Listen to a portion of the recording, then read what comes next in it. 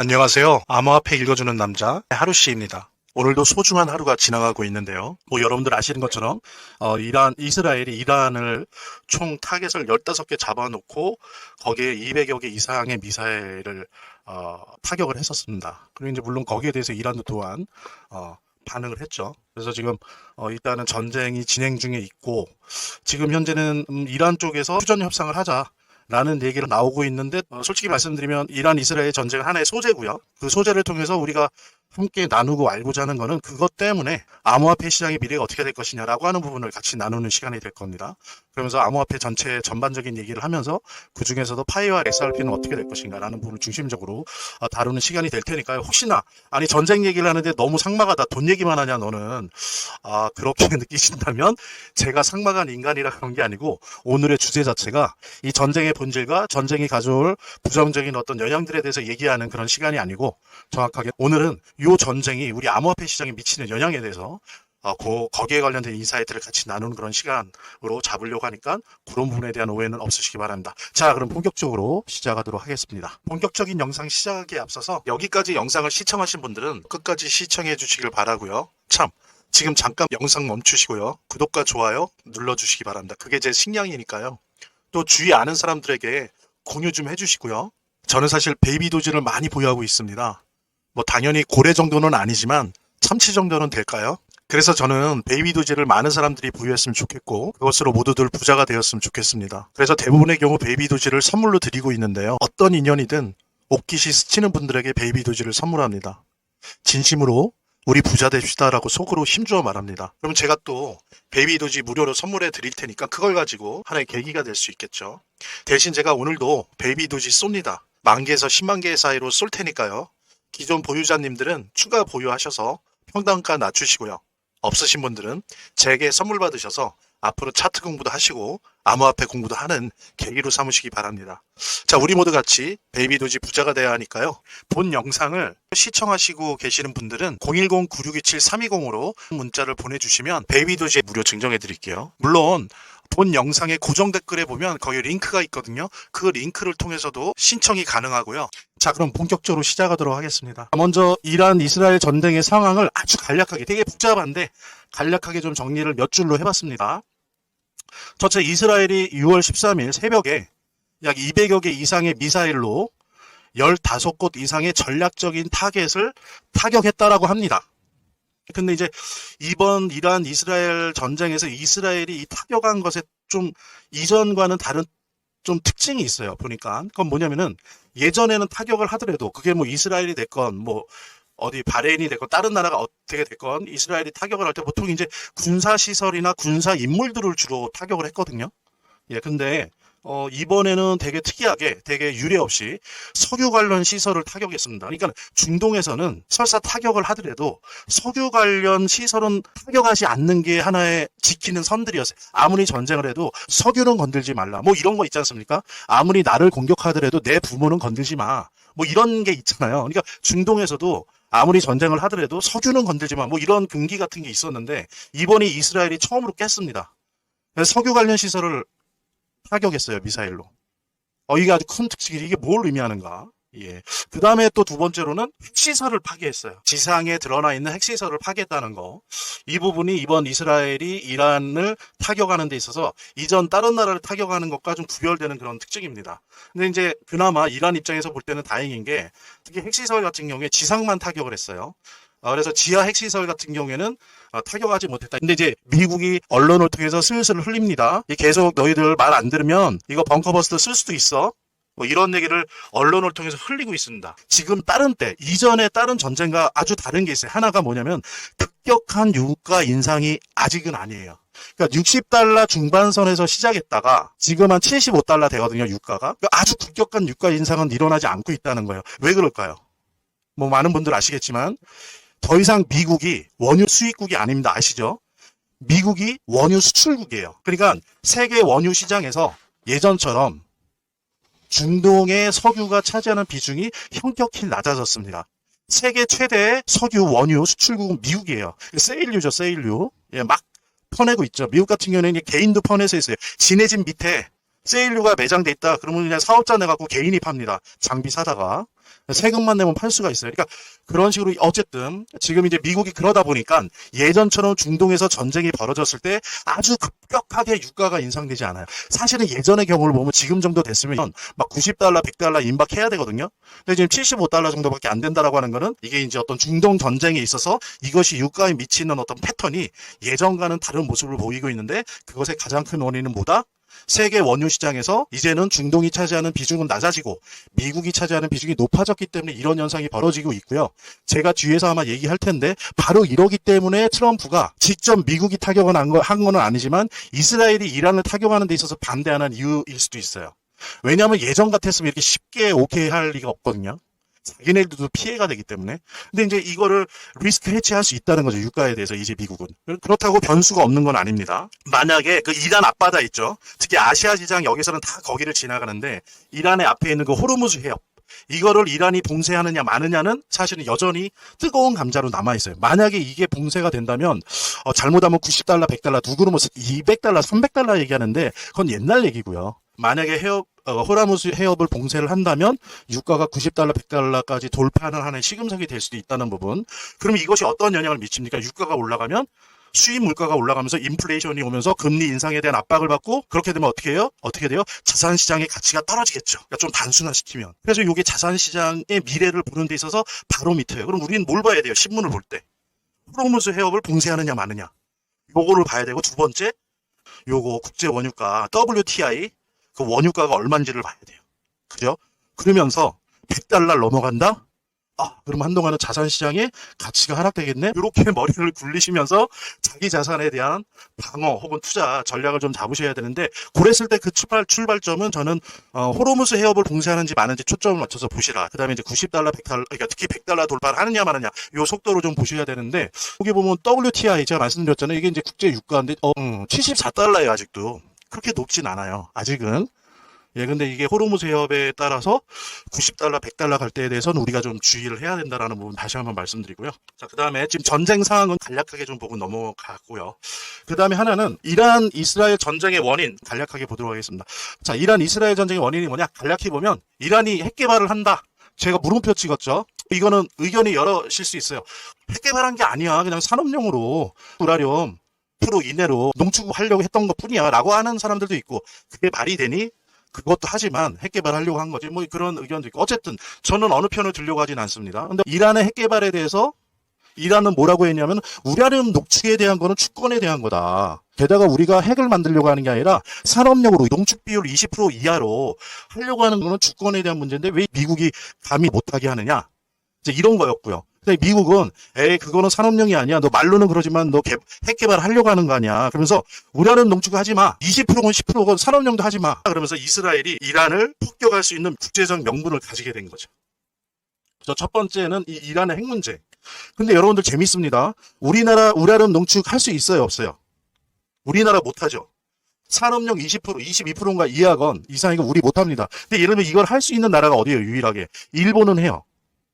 일본은 산업용으로 우라늄 농축을 합니다. 미국이랑 협상해서 이걸 얻어냈죠. 대신 우리가 핵 개발은 안 할게. 이렇게 된 거예요. 그런데 사실 그건 일본은 되게 예외적인 경우고요. 어떤 나라도 미국이 우라늄 핵 농축을 인정한 나라가 없습니다. 안 해줘요. 절대 안 해주거든요. 근데 이제 이란이 해달라고 하는 거예요. 이란이 해달라고 하는 건 뭐예요? 야, 일본도 있잖아. 우리도 일본처럼 인정해줘. 이 얘기를 하는 거예요. 또 하나는 뭐냐면은 이스라엘이 이란의 핵 개발과 관련된 그 협상이 잘 안 되니까 이스라엘이 야 중동 지역에서 핵을 만들려고 하는 나라가 있어? 그게 이란이야? 그럼 난 가만히 둘 수 없어 라고 하면서 이란을 폭격할 수 있는 명분을 얻었죠. 일단 핵 문제 때문에. 그 다음에 또 하나 이스라엘은 한테는 이게 너무나 고무한 일이었던 게 이란을 때리기 일주일 전만 해도 네타야후가 거의 불신임 단계였어요. 그런 정치적 상황이 있었기 때문에 더욱더 이란이 핵을 가지려고 한다라고 하면서 이제 폭격을 했던 겁니다. 그러면서 어때요? 원래 이제 네타냐후가 불신임 상황이 된 거는 가자 지구에서의 전쟁이 자꾸 장기화되고 그다음에 군 진지병에 관련된 법률이 많은 국민들의 반대를 받았어요. 그러니까 네타냐후 지지율이 20%도 안 되던 게 일주일 만에 지금 70%대예요. 이게 올라간 겁니다. 그러니까 그리고 미국 입장에서는 어때요? 이란 이거 얄밉고 타협도 안 해주고 힘도 없는 게 감히 타협도 안 해주고 얄미워 죽겠는데 어떻습니까? 이스라엘이 때려주니까 트럼프 입장에서는 얼마나 고마워요. 자기가 하고 싶은 일을 대신해 주니까. 그러면서 또 어떻습니까? 이란이랑 핵 협상이라기보다는 미국이 원하는 걸 관철시킬 수 있는 그런 발판을 얻었잖아요. 그러니까 이스라엘과 미국은 되게 좋은 거죠. 그리고 또 하나, 이란 이스라엘 전쟁의 원인 중에 하나가 뭐냐면은 예전에 사우디란 나라는 중동 세계에서 완전한 100% 친미 국가였어요. 근데 압살란가 그 왕 있지 않습니까? 왕자. 걔가 쿠데타를 일으키면서 중립화되고 있어요. 옛날처럼 100% 친미가 아니라 한 친미도 한 70% 하고 그 다음에 반미까지는 아닌데 비미적인 어떤 그런 방향들을 한 30% 섞어가면서 하는 거예요. 되게 중립화하는 모습을 보이니까 사실 미국이나 이스라엘이 좀 불안한 거죠. 예전과 같은 지배력을 중동 세계에 대해서 할 수가 없는 거예요. 사우디 같은 나라들이 약간 거리를 두니까 그러니까 더욱더 군기를 잡기 위해서 이란을 때릴 수밖에 없는 거죠. 사실은 누가 옳다 그르다를 떠나서 지정학적으로 봤을 때 미국이나 입장에서는 사우디나 이런 나라들의 전통적인 친미 국가가 중립화되는 노선을 걸으면서 더욱더 이란을 때릴 수밖에 없던 거예요. 본 영상을 시청하시고 계시는 분들은 010-9627-320으로 문자를 보내주시면 베이비도시에 무료 증정해 드릴게요. 물론 본 영상의 고정 댓글에 보면 거기 링크가 있거든요. 그 링크를 통해서도 신청이 가능하고요. 저희 화면, 제 동영상 화면 안에를 보면 이렇게 더보기란이 있습니다. 이 더보기란을 클릭을 하시면 다음 이런 화면이 나오는데요. 이 화면에서 모바일 링크가 있습니다. 이 모바일 링크 아래에 이 링크를 클릭을 하시면 이런 화면이 나오는데요. 여기서 이제 해당되는 웹을 클릭하시면 되는데 저 같은 경우에 아이폰이니까 사파리를 클릭하시면 됩니다. 그 다음에는 열기를 클릭하시면 되고요. 그 다음에 보면은 이렇게 보내기 버튼만 누르면 완료됩니다. 자, 이렇게 편하게 몇 번의 클릭만으로 보시는 거 활용하시고요. 구독자 및 시청자분들에게 간단한 안내 드립니다. 이 화면의 고정 댓글에 보면 구독자와 시청자분들에게 드리는 무료 혜택 설명이 있거든요. 여기 보면 암호화폐 투자 관련 서적이나 베이비도지의 무료 증정, 98% 성공 확률의 타점 검색기, 무료 증정 등의 혜택 설명이 있으니까요. 꼭 한번 봐주시기 바랍니다. 그 다음으로 넘어갈게요. 자, 그런데 중요한 건 이번에 이란, 이스라엘 전쟁은 결론적으로 거의 무조건 제가 100%라고 하면 너무한다면 거의 90% 이상 트럼프에게 이득입니다. 무조건. 자, 첫 번째로는 미국은 옛날처럼 최대 원유 수입국이 아니에요. 그러니까 세계 최대의 원유 수입국이었기 때문에 중동에서의 원유 가격이 되게 중요했던 거죠. 그래서 중동을 미국 중심의 패권으로 만들었던 거 아니에요. 왜? 원유 가격이 낮아야 되니까. 그랬던 건데 이제는 미국이 옛날 같지는 않은 게 미국이 이제는 세계 최대의 원유 수출국이에요. 최대 원유 수입국이 아니라 원유 최대 수출국이 돼버린 거예요. 그러다 보니까 어떻습니까? 예전에 비해서는 큰 틀에서 미국의 소나기를 벗어나지만 않으면 중동에서의 원유 가격이 얼마냐라는 게 예전보다는 덜 중요한 거예요. 그러니까 어느 정도 올라도 좋다 이거예요. 왜? 내 수출가가 오르니까. 그러니까 미국이 수출 가격이 늘어나는 거죠. 예. 그 다음에 또 하나 뭐예요? 중동에서의 원유가 공급에 애로가 생긴다면 가격이 올라가서 이득 보는 것뿐만이 아니라 미국의 석유를 더 많이 사는 거죠. 그러니까 미국 입장에서는 100달러를 넘지 않는 최저 90달러, 최 100달러를 넘지 않는 원유 가격 정도로 오르는 게 가장 좋은 거예요. 그래서 사실 트럼프 행정부는 계산기 두드리고 이러면서 이스라엘이 이란 때리는 거에 대해서 막지 않은 거예요. 오히려 이득이 되기 때문에. 근데 이제 그 시금석은 100달러가 넘어가느냐 마느냐의 문제는 있습니다. 이제 100달러가 넘어가 버리면 수입 물가가 너무 좀 올라가는 부분이 있기 때문에 자기들이 이 원유 가격이 올라감에 따라서 있게 되는 이득을 이 손해가 더 커지는 거예요. 그 시금석이 원유가 WTI 아까 봤죠? WTI 100달러입니다. 그러니까 우리들이 볼 때 이 원유가가 100달러, 90달러 이 사이에서 어떻게 형성되느냐를 주식 투자하는 분들도 마찬가지지만 특히 더 민감한 자산인 암호화폐를 투자하시는 분들 혹은 보유하고 계신 분들은 이 부분에 대해서 민감하게 보셔야 돼요. 원유가가 얼마냐? 두 번째로는 왜 미국이나 트럼프에게 이득이냐? 방산산업의 호황입니다. 이스라엘이 쓰는 무기의 80% 이상이 직접 미국으로부터 수입한 무기이거나 혹은 미국으로부터 부품을 가져와서 조립한 무기들이에요. 그러니까 이런 식으로 계속 써준다라고 하는 거는 이스라엘한테도 그렇지만 미국한테는 되게 좋은 거고요. 그 다음에 또 하나는 이런 식으로 이스라엘이 이란을 때려대잖아요. 그러면 이란 말고도 주위에 있는 중동 국가들이 국방 예산을 줄일 수 있을까요? 못 줄여요. 느리면 느리지 한동안 줄일 수가 없습니다. 그러다 보니까 어때요? 전체적으로 미국을 중심으로 해서 방산산업이 호황을 누릴 거예요. 그리고 이거는 또 하나 중요한 부분이 있는데 여기 보면은 여기 표를 보세요. 오른쪽에 이제 트럼프 행정부가 2026년 예산안을 제안을 했어요.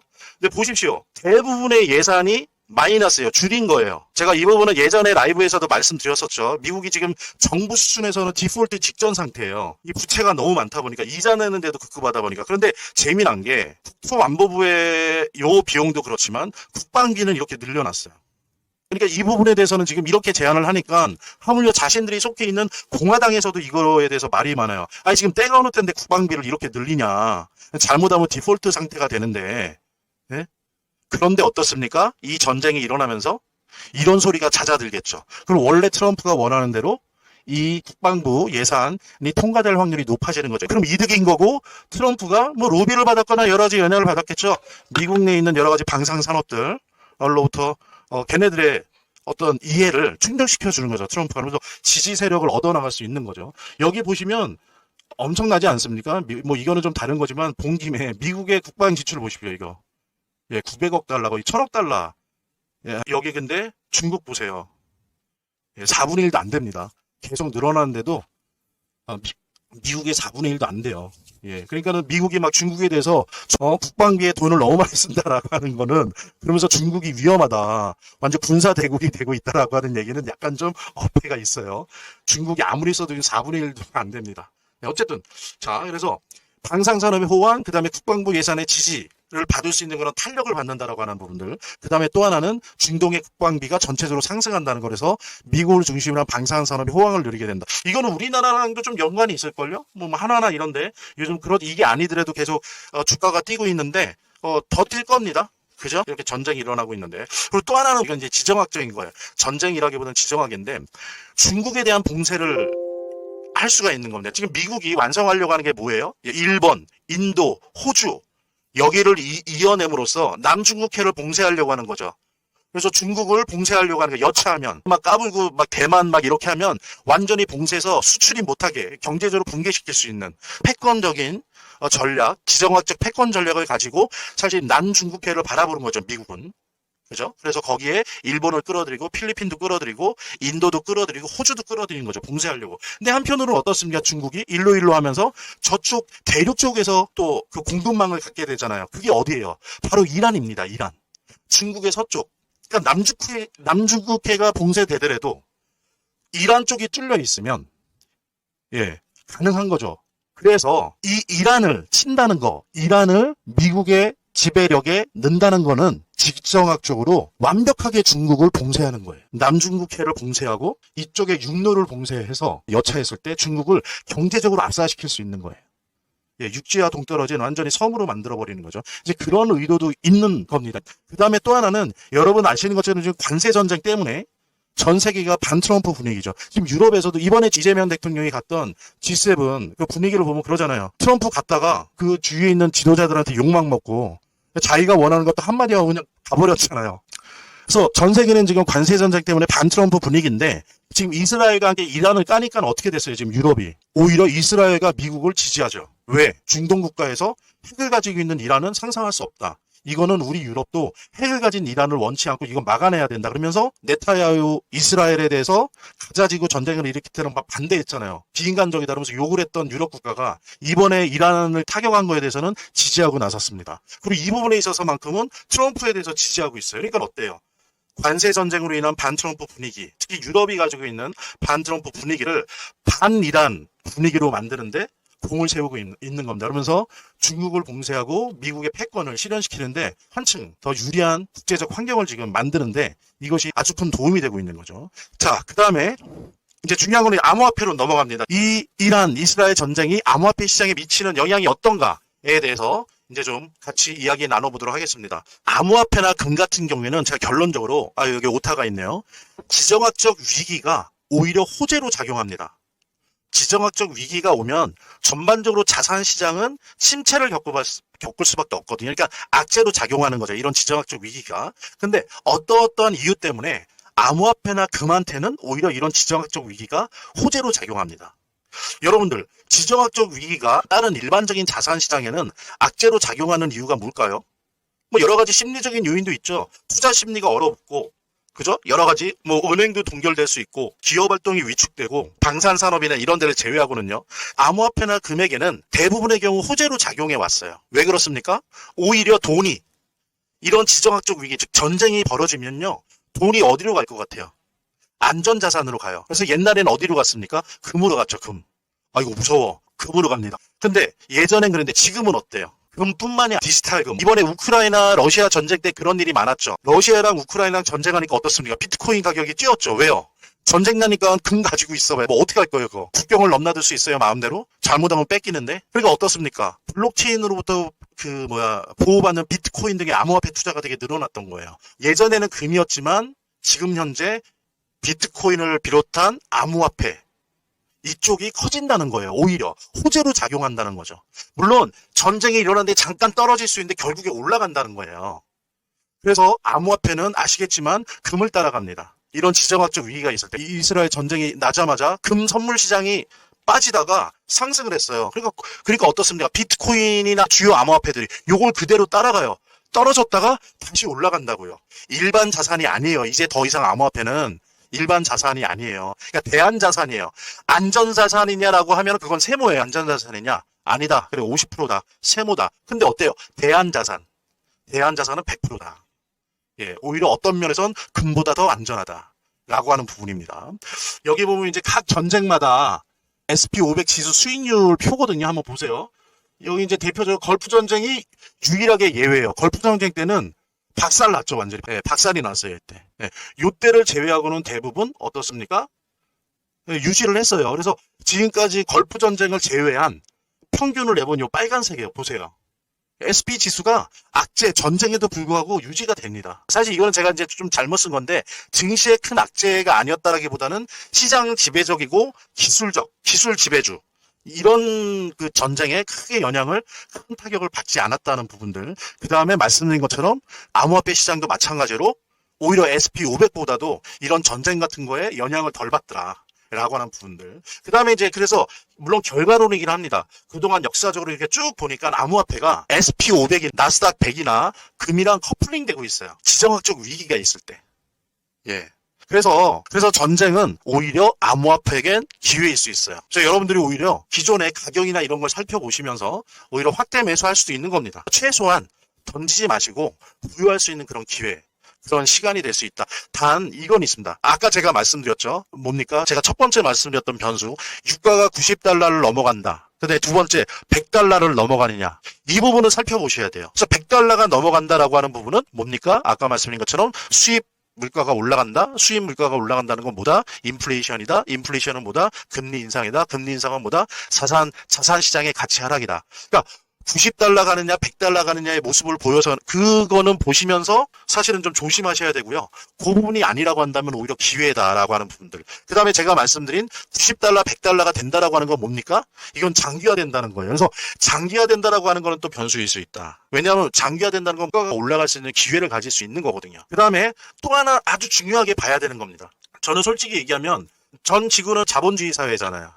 자본주의 사회고 지금 전쟁이 벌어지는 곳은 기껏해야 중동 지역입니다. 그래서 또 하나의 변수를 보여야 될 건 뭐냐면 글로벌 M2 통화량이에요. 전체 자산 시장에 더 큰 변수로 하나의 밑에서 큰 구조적인 멘틀로서 작용하는 게 글로벌 M2 통화량입니다. 이것이 전쟁보다 더 강합니다. 이건 좀 설명을 드릴게요. 그 팬데믹이 있었죠. 팬데믹이 한 2년 반, 3년 동안 팬데믹이 있었는데 이때 제가 지금 말씀드린 M2가 연 4조 달러가 증가했어요. 이러다 보니까 팬데믹이 끝난 다음에 어떻게 됐습니까? 주식, 비트코인을 비롯한 암호화폐, 하물며 부동산까지 폭등을 했어요. 여러분도 문재인 정권 때 부동산 가격 올라간 거 기억하시죠? 그때 우리나라도 어떻습니까? 팬데믹 끝나고 코로나19 끝나고 나서 주식, 암호화폐, 부동산 폭등을 했어요. 왜 그랬을까요? 당시 통계를 보니까 팬데믹 때 미국 기준으로 연 4조 달러가 증가했기 때문에 엄청난, 그러니까 4조 억 원이 아닙니다. 4조 달러예요. 이때 이게 1943년 이후로 M2 통화량이 최고로 증가한 시기였다고 합니다. 그러니까 이 통화량이 많아지다 보니까 어때요? 이것이 각 자산에 달라붙습니다. 특정 자산 시장에 달라붙으면 무슨 일이 벌어집니까? 실제 가치 가격과 상관없이 거품이 일어나요. 그래서 폭등을 하게 됩니다. 폭등. 이때 가장 가깝게는 팬데믹 때도 그랬고요. 시간 관계상 안 써놨는데 2008년도, 2009년도 때 금융위기 있었죠. 이 금융위기를 이겨내려고 전 세계가 통화량을 막 찍어냈었어요. 그때도 그 이후로 어때요? 부동산 폭등, 주식 폭등, 암호화폐도 그때 엄청나게 뛰었었습니다. 그 다음에 보십시오. 세계 기축통화라고 하는 달러도 미국이 계속 찍어내죠. 채권 발행하면서 계속 찍어내요. 그리고 전 세계가 이거를 전 세계 거래의 기축통화로 사용해요. 그 다음에 어떻습니까? 브레튼 우즈 체계에 의해서 각 나라가 로컬 통화를 해요. 그러면서 계속 찍어내요. 중앙은행을 통해서 계속 찍어내면서 그 밑에 있는 상업은행을 통해서 계속 BIS 비율에 의해서 계속 밀어내죠. 그래서 통화를 계속 풀려내요. 즉 M2는 증가량이 차이는 있지만 결국에는 우상향을 하거든요. 근데 어때요? 비트코인은 딱 고정되어 있어요. 2100만 개. 파이코인 어떻습니까? 파이코인도 딱 고정돼 있죠. 1000억 개로.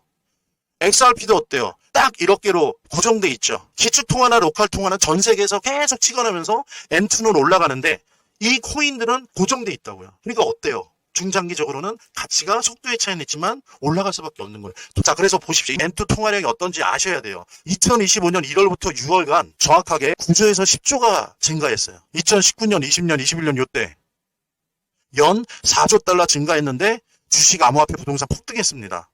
지금 어때요, 올해? 무려 6개월간 9조에서 10조 달러가 증가했습니다. M2 통화량이. 팬데믹과 비교해보세요. 그럼 제가 그냥 여쭤볼게요. 자, 하반기에 어떻게 될 것 같습니까? 암호화폐가. 비트코인이나 알트코인 어떻게 될 것 같으세요? 그래서 지금 뭐냐면 글로벌 M2 통화량을 봤을 때 하반기에 자산시장은 엄청나게 뛸 거예요. 암호화폐 시장도 뭐 SP500이나 M7이나 이런 쪽의 주식들 엄청나게 뛸 겁니다. 하반기에 여러분들 돈이 이렇게 풀려갖고 이 돈이 어디로 갈 것 같아요? 우주로 날아가요? 바닷물에 잠겨서 사라집니까? 6개월 동안 무려 9조 10조를 풀었어요. 팬데믹 때도 4조 풀었는데 그럼 이 돈이 어디로 가? 자산시장에 달라붙는다고요. 그럼 자산시장에 이 많은 돈이 달라붙으면 무슨 일이 벌어지겠어요? 거품이 생깁니다. 거품. 그러면 엄청 뛸 거예요. 그래서 제가 말씀드리는 겁니다. 여유 있으면 확대 매수하셔야 될 시기라는 게 바로 이런 것 때문이에요. 그리고 이건 올해 안에 안 끝날 거예요. 이렇게 돈이 많이 풀렸는데 이게 올해로 끝날 것 같습니까? 내년까지도 가지? 어쨌든 자 이렇습니다. 그 다음에 글로벌 M2 통화량 플러스 더 무서운 거로 보여드릴게요. 이게 무섭지 않으시나? 저는 무서운데 여러분들 FED 알죠? 미국의 연방준비은행, 미국의 중앙은행 역할을 하고 있잖아요. 금리 정하고 통화량 정하고 그러잖아요. BIS 비율 이런 거 정하고. 근데 이 연방준비은행이 금리 동결했죠. 근데 여러분들 금리 발표는 1년에 8번 하나요? 그죠? 1, 3, 5, 6, 7, 11, 12. 1년에 8번 발표하는데 지금 이제 6월달 한 거예요. 그 다음에 이제 뭡니까? 7월달 있을 거고 9월달 있을 거고 11월 12월 있을 거예요. 근데 저는 중요한 게 점도표라는 걸 중요하게 보거든요. 점도표는 뭐냐면 연방준비은행에 11명의 위원들이 있어요. 얘네들은 독립적인 기관들이에요. 물론 그 조지 파월 페드 의장이 최종적으로 결정하지만 얘네들도 독립적인 자기 의견을 가져요. 그래서 금리에 대한 입장을 이렇게 표지한다고요. 표식. 이걸 이제 점도표라고 해요. 근데 제가 지금 점도표 구한 거를 보여드릴게요. 사람들이 너무 점도표를 안 보는데 이게 되게 중요해요. 이거 보면은 페드가 앞으로 어떻게 할지가 보인단 말이에요. 자, 보십시오. 자, 이게 2025년 3월이에요. 3월 이랬어요. 지나간 일이죠. 자, 이번에 준이 6월이죠. 이번이에요, 이번. 요때 어땠어요? 여기 4.2에서 4.50에 몇 명이에요? 하나, 둘, 셋, 넷, 다, 7명이 오케이. 여기다 찍은 거예요. 그러니까 미국의 기준금리는 요게 돼야 된다라고 7명이 이렇게 찍었다고요. 이번에. 그 다음에 2명은 어떻게 찍었어요? 4.2에서 4.0이다. 그러니까 한 번 내릴 정도. 2명밖에 안 돼요. 근데 여기 보십시오, 이거. 하나, 둘, 셋, 넷, 다, 8명이. 무려 8명이 4.0에서 3.75를 찍었어요. 근데 중요한 게 여러분들, 이거는 좀 외우세요. 중간값이 중요해요. 중간값. 근데 여기서는 중간값이 어딥니까? 이 검은색이에요. 검은색. 자, 보세요. 그러니까 19명의 중간값이 뭐냐가 중요하거든요. 이 검은색이 한 칸만 위로 갔어도 어때요? 4.0에서 4.25였어요. 그럼 그건 뭐예요? 금리 인하하더라도 한 번만 한다 입장이에요. 근데 중간값을 의미하는 이 사람의 의견이 뭐예요? 4.0에서 3.75. 이 얘기는 뭡니까? 금리 인하를 2번 한다는 거예요. 그러니까 뭐냐면 지금 현재 상황은 이 점도표를 보면 딱 2개로 나뉘어져 있어요. 동결한다. 그 다음에 2번 인하한다. 2개로 나뉘어져 있어요. 근데 보십시오. 내년 미래를 보자고요. 뭐 내년 거를 보자는 건 아닌데 이거를 파악하려고 보는 거예요. 어때요? 다 내려와 있죠. 이렇게. 자, 여기도 보세요. 다 내려와 있죠. 중간값. 중간값이 중요해요. 검은 거 보세요. 내년 3월 3.5에서 더 내려간다는 거예요. 보세요. 여기. 이렇게. 이 얘기는 뭡니까? 거의 남아있는 기간 동안 7월은 몰라도 9월, 11월 혹은 12월 금리 인하한다라고 예측할 수 있는 거예요. 뭐를 보고? 점도표를 보고. 왜 점도표가 중요하냐? 이론이 아니고 이건 실체예요. 실체. 페드를 구성하고 있는 그 페드 위원들이에요. 위원들의 의견인 거예요. 그리고 미국에 있는 신문들이 얘기하는데 이 검은색 있죠. 이 검은색이 아마 파웰일 거래요. 라고 얘기들 하더라고요. 신문에서. 즉 뭐냐면 파월은 2번 정도 내려야 된다고 생각을 하고 있어요. 자, 근데 자, 요건 이제 내릴게요. 점도표 앞으로도 여러분들 많이 보시길 바라고요. 저는 이 점도표를 봤을 때 9월 혹은 11월, 12월 이렇게 한 2번 정도 금리 인하가 유력하다. 라고 저는 보고요. 자, 그럼 보십시오. 완성이 되죠? 첫째, 자산 구조적으로 제가 뭐라 그랬어요? 암호화폐와 금은 전쟁이나 이런 거가 오히려 너무 장기화되지만 않으면 국제 유가가 100달러만 뛰지 않으면 그래도 100달러까지 뛸 만큼 장기화되지 않는 한 오히려 이 전쟁은 금이나 암호화폐, 비트코인을 위시한 암호화폐는 오히려 호재다. 좋은 기회다. 제가 첫 번째 말씀드렸고요. 두 번째, 올해 2025년 1월부터 6월까지 글로벌 M2 9조 달러, 10조 달러 정도 풀렸다고 해요. 그 풀린 돈이 어디로 가겠어요? 자산에 달라붙겠죠? 그럼 거품이 발생되겠죠? 그럼 자산이 폭등하겠죠? 그런데 거기다가 제가 지금 점도표 제가 보여드렸죠? 어떻습니까? 하반기에 금리 인하 2번 한다. 자, 그러면 글로벌 M2가 전례 없이 1943년 이후로 전례 없이 6개월간 9조 달러, 10조 달러가 풀렸는데 여기다가 이자까지 금리 인하되면 글로벌 M2가 더 늘어나겠죠. 그럼 자산이 어떻게 될 것 같아요? 이러면 암호화폐 시장이 어떻게 될 것 같습니까? 더 민감한 암호화폐 시장이 제가 볼 때 폭등하죠. 저는 그래서 하반기가 잘 안 오는 큰 기회가 될 수 있다는 부분 말씀드리고요. 제 통화량을 살펴봤을 때 그렇고 또 전쟁이라고 하는 조건을 아까 제가 역사적으로 살펴드린 것처럼 오히려 우리 암호화폐한테는 호재입니다. 지금이 호재. 그래서 파이코인들 저가 매수 전략 확대를 추천드리고 있습니다. 2차 11월 12월 이게 뭐죠? 금리 인하.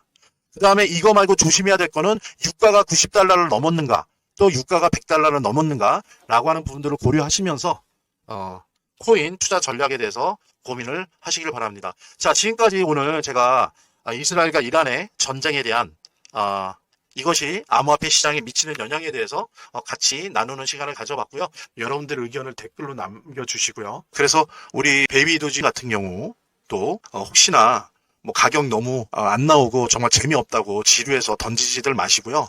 보유하시고 오히려 가격이 이렇게 좀 내려갈 때 틈틈이 적립식으로라도 추가 매수하셔서 하반기 자산 시장의 상승이 나올 때를 대비하는 게 좋지 않을까. 베이비도지에 대한 좀 더 자신 있는 뭐 적립식 투자가 됐건 어떤 적절한 좀 더 적극적인 매수 요청드리면서요. 말하자면 민코인은 원래 아시는 것처럼 커뮤니티 내에서 소문과 활동이 활발할수록 잘 되는 속성을 가지고 있어요. 예, 또 구글 트렌드에서 이 검색어량이 많아지면 질수록 잘 되는 속성을 가지고 있어요. 예. 그래서 뭐 그런 말도 있지 않습니까? 구글 트렌드에서 검색 1위 하면 반드시 뜬다. 대박 난다. 민코인 같은 경우에.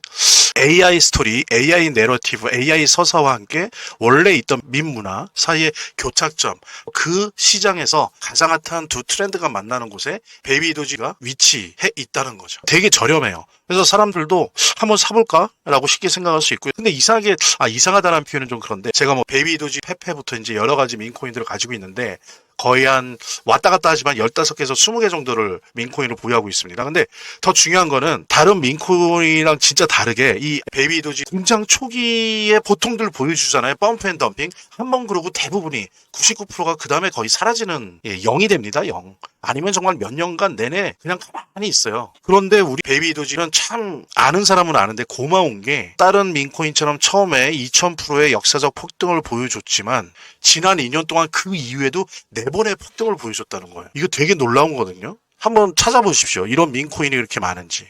없어요. 저는 그중에서 3번의 수익을 봤고요. 사실 뭐 트래커 도움을 받았지만 기본적으로 베이비도지가 아니었으면 뭐 트래커 들면 뭐합니까? 움직이질 않는데. 예. 그래서 이 지속력, 이 변동성의 지속력, 그 다음에 그 에너지, 베이비도지가 갖고 있는 그 개성, 이런 것들은 우리가 충분히 좀 분석을 하고 이해를 해야 됩니다. 그래서 베이비도지는 투자자들에게 성장 가능성이 넓은 공간을 제공합니다. 그래서 여러분들이 매도 매수 단기로 하든 아니면 쭉 들고 가는 장기 투자자든 분명히 이젠 이 베이비도지는 주목할 만한 민코인에 틀림없어요. 그리고 보기 드물게 폭등이 자주 일어난다라고 하는 부분은 이거 꼭 잊지 마십시오. 베이비도지 새끼 고래로서 항상 그랬던 것처럼 제가 오늘 제 영상을 시청해 주신 분들에게 베이비도지 무료 증정해 드릴게요. 이제 이것으로 암호화폐 투자 시작하시기 바라고요. 그리고 이제 이런 민코인은 제가 말씀드린 것처럼 고래 주소랑 패턴을 추적하고 카피하는 트래커 없으면 재미를 보기 힘들어요.